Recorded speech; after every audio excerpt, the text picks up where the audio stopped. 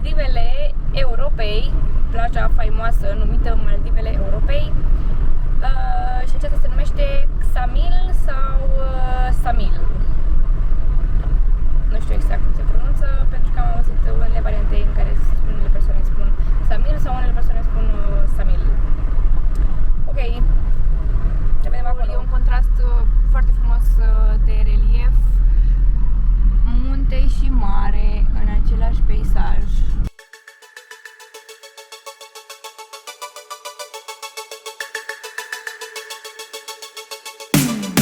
Nightfall and lit up shores, kids on their skateboards, you stepping up to me, hoping I'm yours to keep. Și am ajuns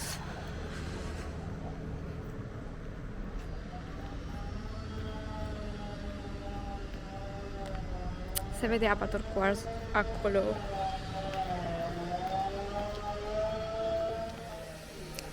Și pentru că nu suntem în sezon, pe plajă nu există șezlonguri, sau cel puțin din ce se vede, nu există. Ok. Oamenii construiesc, se pregătesc pentru sezon, se aud tot felul de zgomote aferente construcțiilor. Ok, plaja arată superb, e absolut superbă. Suntem la Poca sau ceva de genul beach. O să vizităm mai multe plaje din Samil, să vedem care e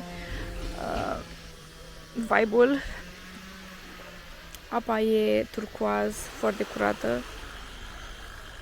Nu știu câte grade sunt afară, aproximativ 20 cred că. Nu știu dacă cam câte grade ar avea apa. Dar e un copilaș acolo mic care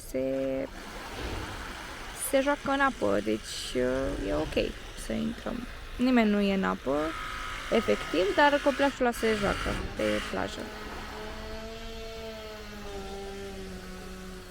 Am ajuns pe o altă plajă din Samil, se numește Kuga. Samil, ok. Ceea ce pot vedea este că sunt unii oameni care stau la plajă, nu sunt umbreluțe sau șezlonguri. Oamenii se pregătesc intens pentru vară și se pot auzi numai sunete de construcții. Dar apa arată... Uitați cum arată. Un turcoaz perfect.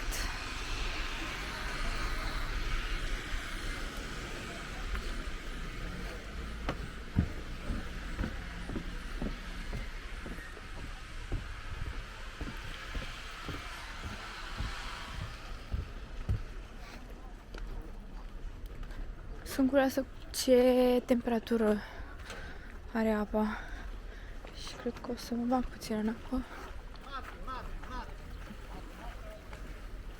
Ok. Acolo câțiva oameni fac plajă și acolo este acea mână celebră, mână, palmă sau cum să zic, în care oamenii fac poze.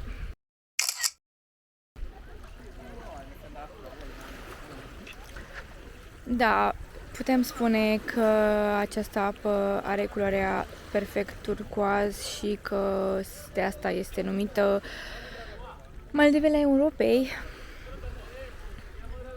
Arată superb și acolo în zare se văd munții care au puțină zăpadă. E absolut superb. Am fost și am făcut puțină plajă, am intrat doar puțin în apă, e foarte rece apa acum, dar oamenii intrau, adică e de notat dacă ai sânge mai rece. Toată ideea de acum e că e în plină construcție stațiunea. Am observat foarte multe ATM-uri, dar nu sunt coșuri de gunoi. Deci sunt foarte multe ATM-uri, le găsești la orice colț, dar coșuri de gunoi nu prea găsești. Ceea ce nu știu ce să credă. Practic îți spune vii aici și cheltuie mulți bani, dar nu prea s-au gândit să facă și niște coșuri de gunoi ca să nu mai fie mizerie. Uneori la anumite locuri o să vedeți că e gunoi, nu prea l-am filmat eu, că nu vreau să arăt partea proastă a acestei stațiuni sau acestei țări, pentru că gunoiul se găsește la aproape orice colțișor. Ceea ce este trist din acest punct de vedere. Țara e o țară foarte frumoasă, dar unii oameni nu știu să o prețuiască.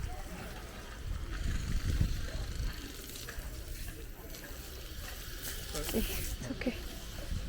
Suntem încă în Samil și am venit până la un restaurant care se numește Basilico să mâncăm. Ideea este că pe aici am încercat ceva tradițional, doar că sunt foarte multe restaurante în stil italian sau grecesc.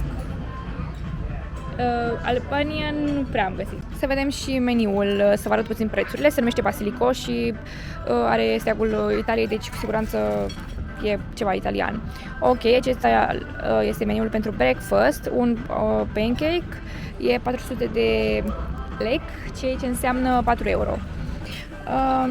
Au și supe, 300 de lei, 3 euro, adică și supă de pește. Au Greek salad, 480, aproape 5 euro. Guacamole, tzatziki, acestea sunt prețurile.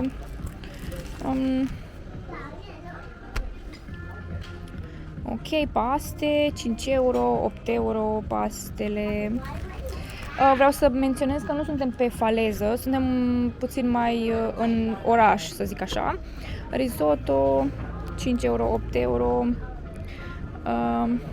Ce mai avem? Aici avem ceva tradițional. Noi am comandat acesta cu eggplants.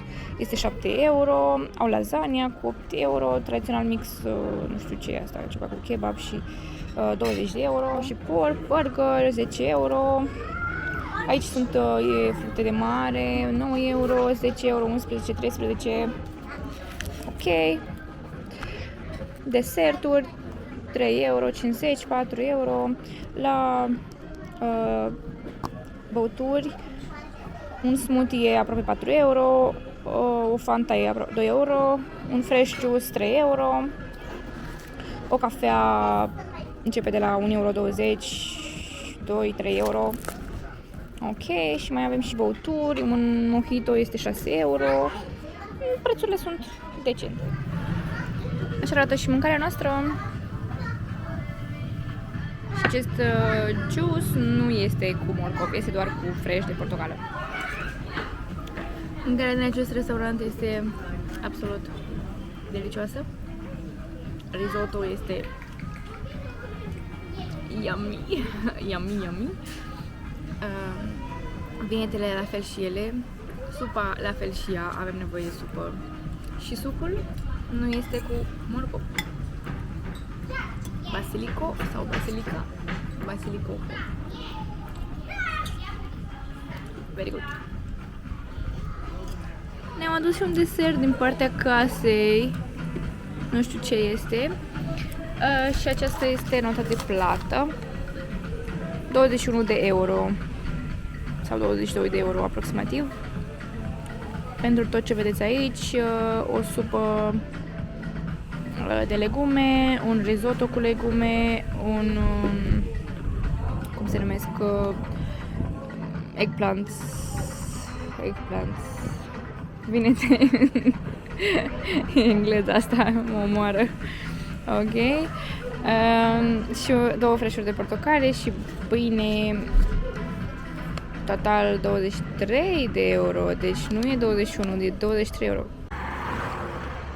Am ieșit de la restaurant, de la Basilico restaurant. Am mâncat foarte bine aici, ne-am simțit foarte bine. am plătit cu cardul. Când am făcut research-ul pentru Albania, am tot văzut că mai mereu că nu se plătește, nu se poate plăti cu cardul, să avem cash, Și am plătit cu cardul, am plătit cu Revolut și surprinzător, pentru că mereu, cum spuneam când am făcut research-ul, mereu spuneau că ori dacă plătești cu cardul îți ia mult comision sau nu poți plăti cu cardul. La mai toate restaurantele sau la mai toate, bine, nu chiar, nu știu, de exemplu la Tarabe sau, cred că la Tarabe nu poți să plătești cu cardul, dar la restaurante poți să plăti cu cardul, pentru că ne-au întrebat și am întrebat și noi dacă se poate cu cardul. Și nu îți ia, cel puțin noi am plătit cu Revolut și nu îți ia comision. Noi am plătit cât a fost mâncarea, 2150 de lei și atât ne-a luat și Revolutul, fără comision. Deci se poate plăti cu cardul, cu Revolut, cel puțin, și nu se percepe comision. Suntem încă în Samil. Mergem înapoi în Serande pentru că mâine plecăm în Vlore și noi nu am văzut Serande. Acolo este plaja și apa, Marea Ionică.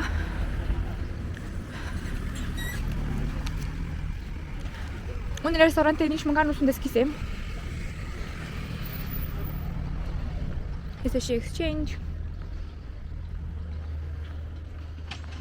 Nu știm să vă zicem cât a costat sau cât ar costa prețul pentru mașină, pentru că noi am lăsat-o în această parcare și nu ne-a cerut nimeni nimic. Bănuiesc că în sezon parcarea se va plăti, dar noi nu am plătit acum. On, off and on again, clinging to side home. On, off and on again. If I'm a snowstorm, you're driving into me. It's keeping us warm. On, off and on. I've lost my head in my common sense, but we already know. On my mind, we are too intense.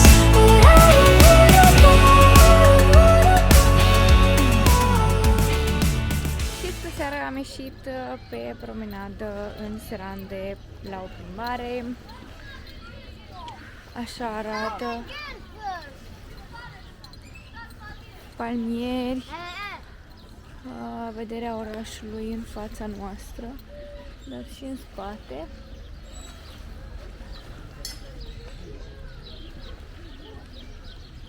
Marea este liniștită.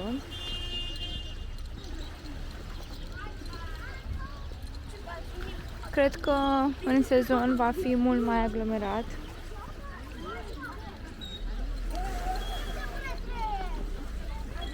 Știu că pe aici, pe undeva, trebuie să fie statuia lui Nicolae Iorga. Și vreau să văd dacă o găsesc. Și am găsit statuia lui Nicolae Iorga.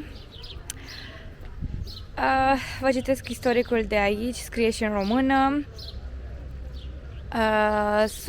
Istoric și politician român, prin scrierile sale a ajutat la întemeierea statului modern albanez, fondator și conducător al Institutului Român din Albania de studii și cercetări arheologice din Saranda. Și am mai citit că el a primit o casă pe undeva pe aici, dar nu știu dacă pentru că în timpul comunismului i s-a luat casa. Nu știu exact dacă mai este a statului român sau a statului albanez sau a cuiva din familia lui. Nu cred. Și aici sunt probabil niște albanezi, nu știu, nu-i cunosc. Foarte, foarte tare. Un român în Albania, care a ajutat la inaugurarea statului albanez modern.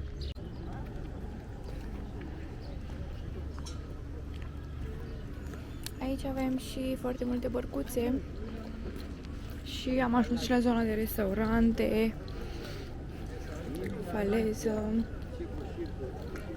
Ok.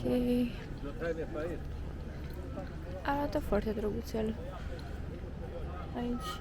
Oamenii din Albania sunt, albanezii de fapt, sunt foarte, foarte chill, cum îmi place mie să spun.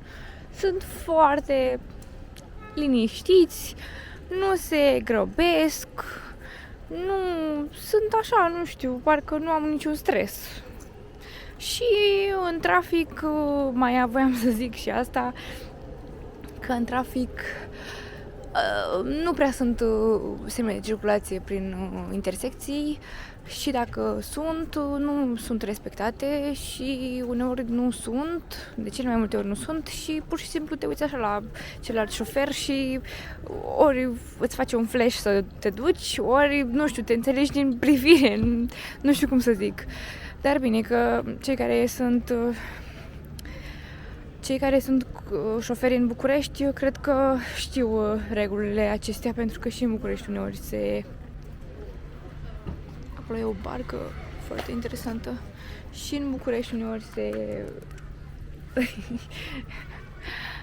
se procedează la fel. Ok. Parcare mai multe ori bărci aici. Ce față înfiorătoare are acest barcă.